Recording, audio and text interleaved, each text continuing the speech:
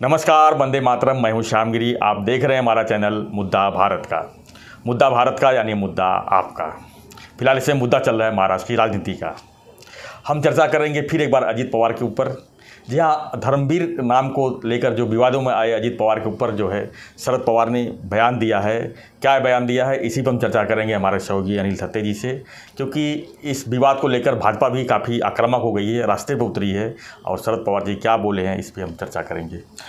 थत्ते जी क्या कहेंगे इस विषय पर, आप क्या कहेंगे, खासकर जो पवार साहब के जो वक्तव्य है? मेरे को ऐसा लगता है कि अजीत दादा को उन्होंने किए हुए जो समस्याएं हैं जी, उसका समाधान अपने को ही ढूंढना चाहिए। और इतना बड़ा नेता अजीत पवार भी कुछ कम नहीं है। जी बिल्कुल। पवार साहब हिमालय है तो ये भी सह्याद्री है। ये कोई छोटे मामूली नेता नहीं है कि जो अंडर ट्रेनिंग है या तो जिनको समझाने की, सिखाने की, आदेश देने की, उपदेश देने की, संदेश देने की ज़रूरत है, ऐसे नेता नहीं है जी। अभी हाल ही में हमने जब विधिमंडल का अधिवेशन हुआ तो विधानसभा में हमने अजीत दादा का एक अलग रूप देखा। ठीक है, थोड़े सोबर थे, थोड़े नरम थे, मगर उन्होंने जो मुद्दे जी सरकार के खिलाफ उठाए वो एक बुद्धिमत्ता और इसका आक्रामक अभ्यासु सांसद का परिचय देने वाले थे। तो वो परिपक्व है, मैच्योर है। जी। उनको लोगों से निभाना आता है। आज की तारीख में महाराष्ट्र में पवार साहब के बाद अगर कोई लोकप्रिय है राष्ट्रवादी में तो बिना हिचक मैं कह सकता हूँ कि अजीत दादा ही है। ऐसा बोलना थोड़ा गलत होगा, मगर मैं उनकी तुलना फडणवीस की लोकप्रियता से, प्रशासकीय कुशलता से और नेतृत्व की गुणवत्ता से भी करना चाहूँगा। आज फडणवीस साहब को टक्कर का आदमी कौन है, ऐसा अगर अपोजिशन में देखा जाए तो अजीत दादा के सिवा कोई नाम नहीं है, उभर के नहीं आता है। दूसरी बात यह है कि फडणवीस के टक्कर का पूरे महाआघाड़ी में दूसरा कोई नेता नहीं है, सिर्फ अजीत दादा है। तो ऐसे अजीत दादा की जो गरिमा है, जी प्रतिष्ठा है, उनके प्रति लोगों के मन में जो आदर भावना है और लोगों को ऐसा लगता है कि दादा थोड़े खड़े बोल सुनाते हैं और थोड़ा आक्रामक और तीव्र भाषा का भी प्रयोग कभी कभी करते हैं, मगर बिना सोचे समझे कुछ नहीं बोलते। जो भी बोलेंगे वो सोच समझ के बोलते हैं और उनको कभी कभी ऐसा लगता है कि ये बात मुझे बोलनी चाहिए, भले ये लोगों को पसंद आए नहीं आए। मैंने कल आपके इसमें बताया था वीडियो में कि भाई जितने भी समाज सुधारक हुए देश में, जितने भी समाज सुधारक हुए, उन्होंने हमेशा जो बातें बताई जो समाज के हित में थी मगर समाज को पसंद नहीं आई। समाज के लिए उन्होंने जो बातें कही उसमें समाज का ही भला था और उनको वो बातें बुरी लगी। इसमें ऐसा मामला नहीं है अभी धर्मवीर और इसके मामले में नहीं है, मगर दादा का ये मैं बोलूँगा कि वो सभा में भी अपने ही कार्यकर्ताओं को कई बार प्रताड़ित करते हैं, तो उनको ये डिसिप्लिन देने की कोशिश करते हैं कि मैं एक डिसिप्लिन से रहूँ। कोई एक प्रोटोकॉल होता है, किस तरह से सार्वजनिक तौर पे बात की जाती है उसका भी कोई ये अंदाज होता है, उसका पालन करो। तो एक ऐसे परिपक्व नेता जो हैं अजीत दादा, उनके बारे में भाई कैसे है ना कि सुप्रिया अभी पूरी तरह से अजीत दादा के समांतर नहीं हुई है। वो अभी भी बेटी है, काफ़ी फर्क है, बेटी के रोल में है अभी भी वो एक स्वतंत्र, स्वावलंबी, स्वयंभू ऐसी महिला नेता के रूप में नहीं है। तो उसको अगर कल पवार साहब बोलते हैं कि अरे बेटी तुमने जो बोला वो आधा सच है, पूरा सच बोलना चाहिए लोगों के सामने और तुमने जो बोला उसे गलत मैसेज दिया है, तो ज़रा थोड़ा सा तुम्हारा एक्सप्लेनेशन करो। तो लोग बोलेंगे कि बाप ने बेटी को बताया या नेता ने अनुयायी को, कार्यकर्ता को बताया, संभालने की कोशिश की, उसमें बुरा नहीं लगेगा। कल जब शरद पवार साहब ने ये बोला कि स्वराज्य रक्षक और धर्मवीर, ये 2 शब्दों के बारे में अजीत दादा ने जो बोला उसका खुलासा वो खुद करेंगे और आएंगे 1-2 दिन में आपके सामने आएंगे। अभी नहीं मिल रहे, ठीक है, उनका कुछ कारण होगा, नहीं मिल रहे कोई, पर मेरे हिसाब से दोनों एक ही है, स्वराज्य रक्षक और धर्मवीर में मैं फ़र्क नहीं देखता हूँ, और वो भी नहीं देखते होंगे ऐसा मुझे लगता है। मेरे को ऐसा लगता है कि अजीत दादा जैसे आदमी को इस तरह से संभाल लेने की ज़रूरत ही नहीं है। इस तरह से उनके ऊपर हावी होके एक तरह से ये उनको एक्सपोज करना है कि उन्होंने जो बोला वो सही बात नहीं है, उसमें गलती की है उन्होंने और वो गलती सुधारनी चाहिए, इस प्रकार का मैसेज है। तो बार बार मैं देख रहा हूँ कि अजीत दादा को गलत साबित करने में शरद पवार साहब को या तो मज़ा आ रहा है या तो वो पॉलिसी है उनकी कि इनको गलत साबित करे। क्योंकि उस दिन जैसे जयंत पाटिल का हुआ कि उनको निष्कासित कर दिया, इसे निलंबित कर दिया अधिवेशन से, तो अजीत पवार की स्वाभाविक ये थी कि भाई निर्लज्ज शब्द इतना कोई बड़ा मामला होता नहीं है, फिर भी अगर आपको लगता है कि आपकी भावनाओं को ठेस पहुंची है तो मैं माफ़ी मांगता हूं। ये बड़प्पन था दिल का, इसमें जयंत पाटिल को कोई जूनियर ये करने की, ये साइड लाइन करने की, उनका अपमान करने की, वो गलत बेले ऐसा दिखाने की नहीं थी। एक सभ्यता की डिमांड थी, एक सभ्यता, सुसंस्कृतपना जिसको हम बोलते हैं, उसकी वो डिमांड थी कि भाई गलती है माफ़ करो, चलो कोई बात नहीं। तो उन्होंने स्वाभाविकता से, उसके लिए उनको ज़्यादा ये करना ज़रूरी नहीं पड़ा, क्योंकि वो एक कल्चर्ड, सिविलाइज्ड, एक परफेक्ट आदमी है। उसको ऐसा लगे अरे मेरे दोस्त से गलती हुई का, अरे जाऊ दे, आपण हम किती मार करते हैं, अरे जाऊ दे सर, त्याच्या वतीने मी माफ़ी मागतो, ये बोलना कोई बुरा नहीं है। मगर रात को पवार साहब ने उनको फ़ोन किया, अभी आप समझो मेरे और आप में कोई मतभेद हुए और उसके बारे में मैं आपको फ़ोन करता हूँ रात को, हमारी बातें होती हैं, जो भी बातें होगी उसमें शायद कड़वाहट भी होगी कि भाई तू ऐसा कैसा बोल रहा, तू ऐसा कहाँ नहीं बोल रहा, मगर ये बात बाहर खोलने की ज़रूरत नहीं है।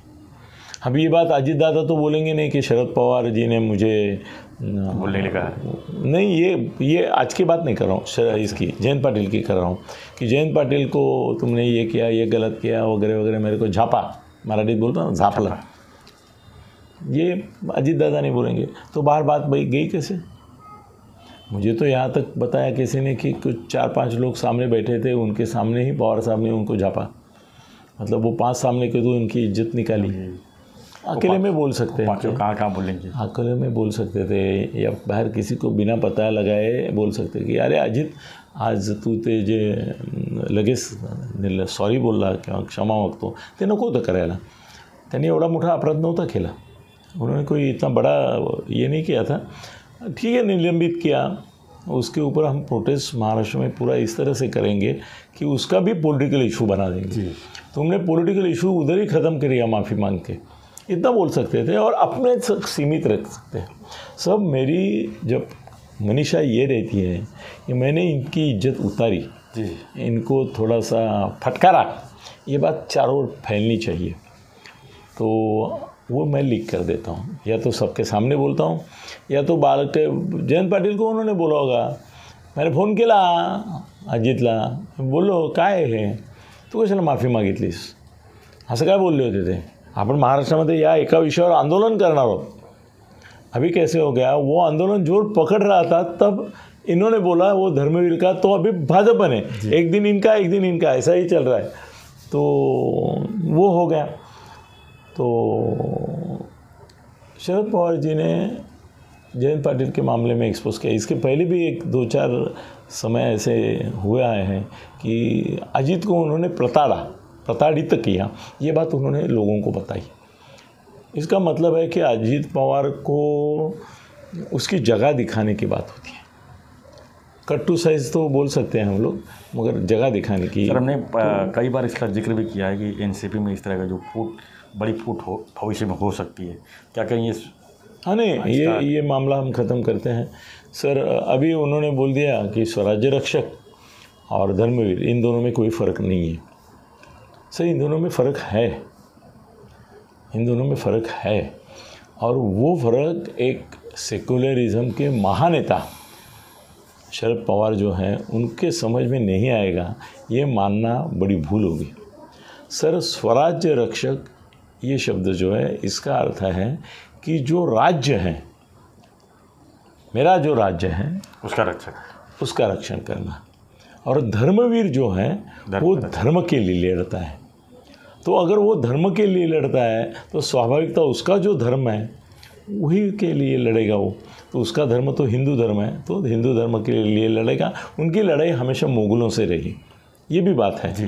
तो उनकी लड़ाई मुगलों से थी, मतलब जो हिंदू नहीं है उनसे थी, ऐसा करके धर्मवीर उनको बोला गया।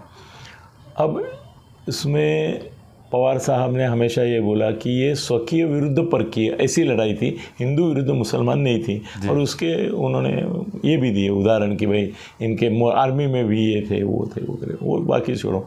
मगर स्वराज्य रक्षक में मानतो ऐसा जब अजीत दादा कहते हैं तो वो और सेक्युलर कंसेप्ट की ओर जाते हैं। उनका कहना है कि भाई ये हिंदू धर्म के तक सीमित नहीं है, ये व्यक्तिमत्व ये उससे भी बड़ा है। ये खुद की रयत के से राज्य, कल हमने जो बोला, उसके लिए लड़ने वाला एक बड़ा आदमी है। उनके बड़प्पन को दाग नहीं लगाया सर उन्होंने। धर्मवीर है नहीं है इसमें उनको दाग लगाने, वो सिर्फ मर्यादित धर्म के लिए नहीं लड़ रहे थे, वो एक व्यापक राज्य धर्म के लिए, स्वराज्य के लिए लड़ रहे थे। इतना ही उनको बोलना था, इससे ज़्यादा कुछ उनको अपेक्षा भी नहीं थी।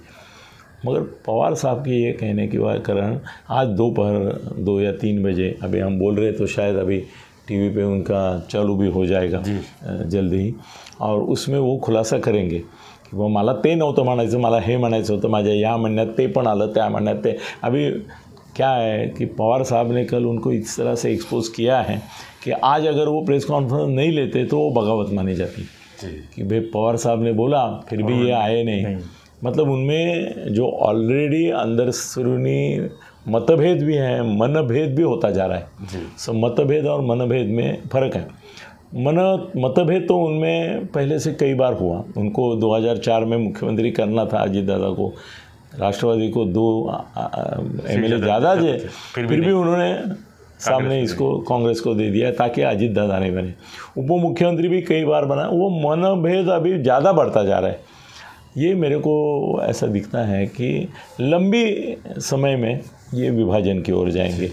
ये उद्धव ने जैसा एकनाथ शिंदे खुद पैदा किया कि नहीं, उस तरह से मुझे लगता है कि एक अजीत दादा पवार को एक नया एकनाथ शिंदे बनाने की प्रोसेस में ये लगे हैं। शायद ये बोलना अभी ठीक नहीं होगा, अस्वाभाविक होगा, शायद अतार्किक भी हो सकता है। मगर जैसे एकनाथ जी मुझे एक बार बोले कि मी बाहेर पडलो नसतो शिवसेनेतून, पण उद्धवजींनी अशी स्थिती निर्माण केली की मला बाहेर पडण्याशिवाय गत्यंतर राहिलं नाही। ये कौन बोले? मुझे बोले। कौन? एकनाथ जी शिंदे बोले, डायरेक्ट मुझे बोले। तो शायद मेरे को एक अंदेशा हो रहा है, एक इंट्यूशन ऐसा हो रहा है कि अब धीरे धीरे अजीत दादा को अपमानित, उपेक्षित, अवहेलित करने के साथ साथ वो खुद ही ऐसे सिचुएशन में फंस जाए कि उनको बाहर निकलने के सिवा कोई चारा नहीं रहे। फिर तुमको जितने लेके जाना है वो लेके जाओ, एक ही बार लेके। अभी पवार साहब अगर हेड ऑफ द ये हैं तो उनके साथ जाने वालों की संख्या उतनी नहीं है। बाला साहब होते तो सर एकनाथ शिंदे का ये जो है बगावत था वो 40 तक नहीं जाता था, होता भी नहीं, हो सकता शायद होता भी नहीं जी, ये भी बात सच है। वैसे ही पवार साहब जब तक कुर्सी पे है तब तक अजीत दादा के साथ कोई ज़्यादा लोग जाएंगे भी नहीं। और वो शायद चाहते होंगे, ये मेरे मन की आशंका है, इसको कोई आधार नहीं है सर, कोई आधार नहीं। एक मेरे मन में हमेशा सिक्स सेंस होता है, वो ऐसा बताता है कि वो धीरे धीरे सिचुएशन ऐसी बनाते जा रहे हैं एक बार निकली है कि ये खुद ही बाहर निकले या तो विड्रॉ हो जाए सबसे। तो अभी तो खुलासा आएगा तो हम देखेंगे उसके ऊपर, शायद अगर ज़रूरी पड़ा तो हम फिर बोलेंगे। मगर स्वराज्य रक्षक और धर्मवीर इन शब्दों के विषय में जो विवाद पैदा हुआ वो भी बीजेपी ने ज़्यादा किया, इतना करने की ज़रूरत नहीं, क्योंकि श्रद्धा थी सर। अजीत दादा कोई अपमान करने के हेतु नहीं बोले, उनको व्यापक करने के हेतु बोले। ठीक है, आपको पसंद नहीं है आप प्रोटेस्ट करो, मगर इतना भी चप्पल मार रहे हैं, काली फासले हैं। मगर ये अभी प्रतिक्रिया किसकी है? ये भी इन्वाइटेड ट्रबल है। यस, राष्ट्रवादी वालों ने कोश्यारी से लेके सबके खिलाफ यही किया, जो आपने किया वो अभी आप भुगत रहे हैं। यस, तो कोश्यारी का बदला, इसका सबका बदला, बीजेपी वालों का बदला राष्ट्रवादी वालों ने लिया, राष्ट्रवादी वालों का बदला भी ये ले रहे हैं, और दोनों कारण दे रहे हैं। तो मेरे को लगता है कि एक संशयास्पद और गूढ़ रहस्यमय सिचुएशन की ओर राष्ट्रवादी जा रही है। इसमें विभाजन की भी संभावना हम अभी बता नहीं सकते, मगर धीरे धीरे ये प्रक्रिया शुरू हुई है। एक साल पहले बगावत के मुझे फडणवीस साहब भी बोले थे और एकनाथ शिंदे साहब भी बोले थे कि अभी ज़्यादा समय नहीं चलेगा। तो मेरे को अभी ऐसा तो अजीत दादा ने बोला नहीं है, और वो अभी पवार साहब के सामने होते हुए बोलेंगे भी नहीं। मगर धीरे धीरे ये प्रक्रिया मन में है, जन में कब आती है वो देखना पड़ेगा। धन्यवाद सत्य जी। तो हम चर्चा कर रहे थे अजीत पवार द्वारा दिए गए बयान धर्मवीर पर, और उसके ऊपर जो है शरद पवार जी के स्टेटमेंट के ऊपर। तो आपको हमारा वीडियो कैसा लगा मैं ज़रूर कमेंट बॉक्स में लिखिए। आप इस वक्तव्य को क्या मानते हैं, अपना जो कमेंट्स लिखिए, और वीडियो पसंद आए तो लाइक शेयर सब्सक्राइब करना ना भूलें। धन्यवाद। जय हिंद, जय महाराष्ट्र।